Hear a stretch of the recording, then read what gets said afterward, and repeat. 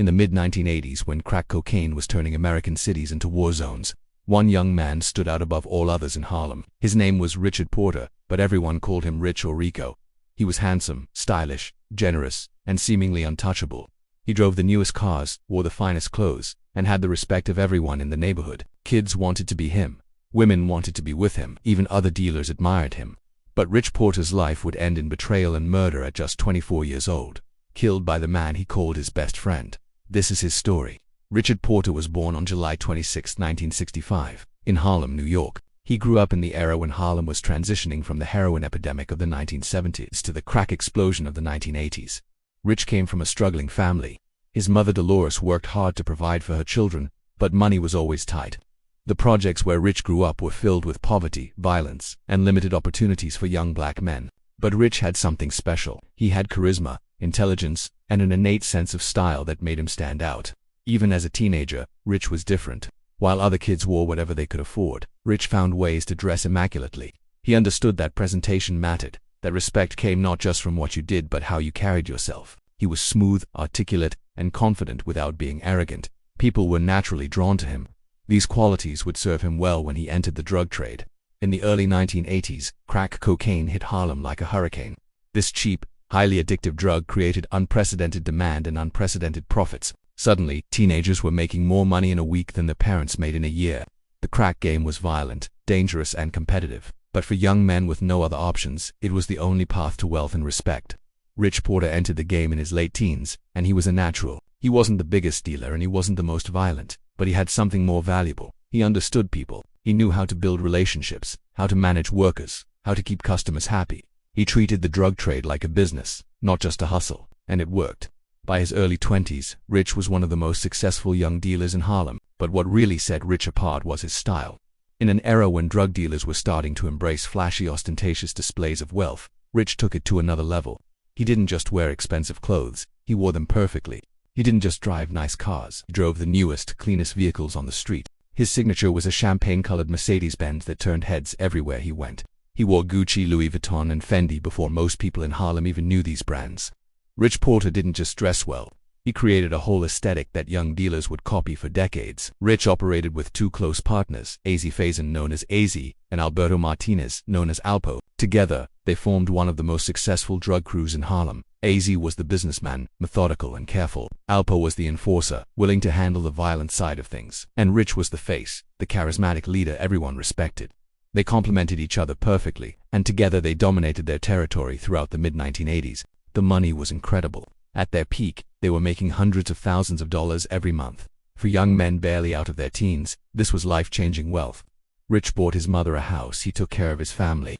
He was generous with people in the neighborhood, giving money to those who needed it, buying food for families, helping people pay rent. In Harlem, Rich Porter wasn't just a drug dealer. He was a hero, a local boy who made it big and didn't forget where he came from. But Rich's generosity extended beyond his family and neighborhood. He was known for throwing incredible parties where champagne flowed freely and everyone was welcome. He would rent out entire clubs, invite hundreds of people and pick up the entire tab. He gave jewelry to friends, helped people start businesses, and never hesitated to share his wealth. This generosity made him beloved, but it also made him a target. Rich's relationship with Alpo Martinez was particularly close. They had known each other since childhood. They had come up together in the game. They trusted each other with their lives. Alpo looked up to Rich, admired his style and his success, and Rich protected Alpo, stood by him, and considered him a brother. To everyone who knew them, their bond seemed unbreakable. But underneath, jealousy and resentment were growing. In 1989, tragedy struck Rich's family. His younger brother Daniel Porter was kidnapped. Daniel was only 12 years old, and the kidnappers demanded a ransom. Rich was devastated. He loved his little brother deeply and would have paid anything to get him back. Rich frantically tried to raise the ransom money, reaching out to every contact he had, scraping together hundreds of thousands of dollars, but the kidnappers were not trustworthy. Despite Rich's efforts to pay, they murdered Donnell and dumped his body. The loss destroyed Rich emotionally. Friends said Rich was never the same after Donnell's death. The confident, joyful young man became quieter, more introspective. He began questioning his lifestyle, wondering if the money and status were worth the price. He talked about leaving the game, about going legitimate, about building something legal with the wealth he had accumulated. But in the drug trade, leaving isn't easy. You know too much. You've made too many enemies. And some people don't want to see you succeed outside the life. On January 3, 1990, Just months after his brother's murder, Rich Porter went to meet someone he trusted. He was driving through Harlem when he was ambushed. Multiple shots were fired into his vehicle. Rich was hit several times and crashed. When emergency responders arrived, Richard Porter was dead. He was just 24 years old. The golden boy of Harlem, the young man who seemed destined for greatness, was gone. The streets of Harlem were in shock. Rich Porter was beloved. He wasn't known for violence or betrayal. He was the good guy as much as a drug dealer could be. His funeral was massive, with hundreds of people attending to pay their respects. His mother, Dolores, was inconsolable. She had already lost one son to violence, and now Rich was gone too. The family that Rich had worked so hard to take care of was shattered. Initially, no one knew who killed Rich. Theories circulated throughout Harlem. Some thought it was rival dealers. Others believed it was someone seeking revenge. But the truth wouldn't emerge for over a year, and when it did, it would shock everyone. In 1991, when Alpo Martinez was arrested on federal drug charges and decided to cooperate with the government, he confessed to killing Rich Porter. Alpo admitted that he had murdered his best friend over a drug-related dispute. According to Alpo's confession, there had been tensions over money and territory. Alpo felt disrespected. He was jealous of Rich's status and popularity. So he set up his own friend, ambushed him, and killed him in cold blood. The man who had stood by Alpo, who had protected him and trusted him, was murdered by the person he considered a brother. The revelation devastated Harlem. Rich's family and friends had spent months wondering who killed him, and the answer was the last person they expected. Alpo's betrayal became legendary in the streets, the ultimate violation of the code. To this day, Alpo Martinez is one of the most hated figures in street culture, and Rich Porter's murder is the primary reason why. Rich's mother, Dolores, became an advocate against violence and the drug trade. She spoke publicly about losing both her sons to the streets, about the pain and emptiness that money and status can never fill. She wanted young people to understand that the glamorous life Rich represented came with a terrible price. 2 of her children were dead, and the wealth Rich had accumulated couldn't bring them back. The story of Rich Porter and his crew was immortalized in the 2002 film Paid in Full. The movie, produced by Roc-A-Fella Films and featuring a soundtrack by Jay-Z, told a fictionalized version of their story. Rich was portrayed as Ace, a charismatic young dealer whose life ends in betrayal. The film became a cult classic, introducing a new generation to Rich's story and cementing his status as a legend in hip-hop culture. But the movie sanitized much of the reality. The real Rich Porter lived in a world of constant danger. The crack epidemic that made him rich was destroying Harlem. Addiction tore families apart. Violence was constant. Children grew up dodging bullets. The wealth and glamour existed alongside unimaginable suffering, and Rich was both a victim and a contributor to that suffering. Yet Rich is remembered fondly in Harlem, even decades after his death. Old-timers speak about him with reverence, describing him as the epitome of what a hustler should be: stylish, smart, generous, and respected. Young people know his story through the movie and through street legends passed down. His name appears in rap lyrics and street literature. Rich Porter became more than a person. He became a symbol of a specific era and a specific type of success. The aesthetic Rich created influenced an entire generation. The way he dressed, the cars he drove, the way he carried himself, all of it became the template for how successful drug dealers presented themselves. Rappers in the 1990s and 2000s emulated Rich's style.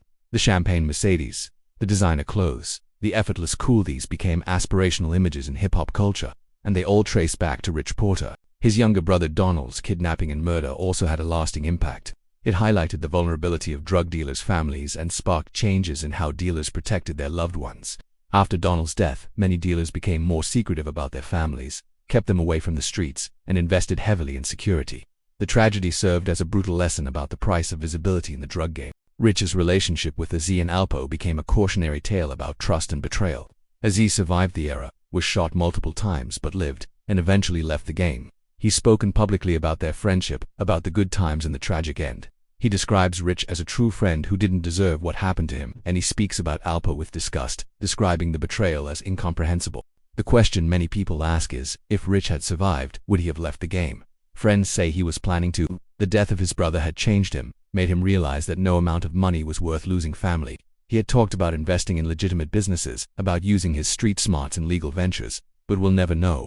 His life was cut short by someone he trusted, and all the potential he had died with him on that Harlem street. Rich Porter's story is ultimately a tragedy. A young man with intelligence, charisma, and business acumen could have succeeded in any field, but he grew up in an environment where legitimate opportunities were scarce and the drug trade offered quick wealth and immediate respect. He made choices that brought him money and fame, but also put him in constant danger, and in the end, the lifestyle that elevated him also destroyed him. His legacy lives on in multiple ways.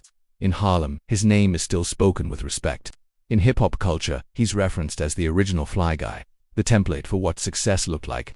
The movie Paid in Full introduced his story to millions who never knew him, and his death serves as a reminder of the cost of the street life, not just prison or death, but betrayal by those closest to you. Dolores Porter, Rich's mother, has carried the pain of losing both sons for over 3 decades. She's spoken at schools and community centers, sharing her story in hopes of steering young people away from the streets.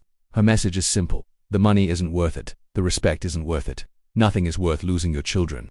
But in communities where opportunities remain limited, her message competes with the enduring legend of her son, who lived fast, died young, and became immortal in street culture. When Alpo Martinez was released from prison in 2015 after cooperating with the government, many people in Harlem never forgave him for killing Rich. And when Alpo was murdered in Harlem in 2021, many saw it as delayed justice for Rich Porter.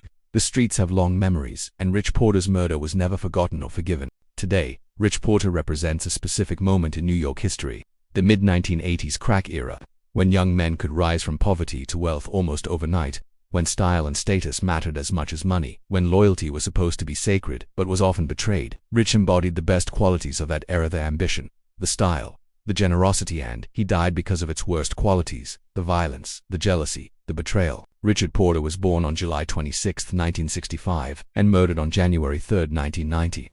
At age 24, he was killed by his best friend Alpo Martinez in Harlem, New York. His story inspired the movie Paid in Full, and he remains a legendary figure in hip-hop and street culture. Over 3 decades after his death,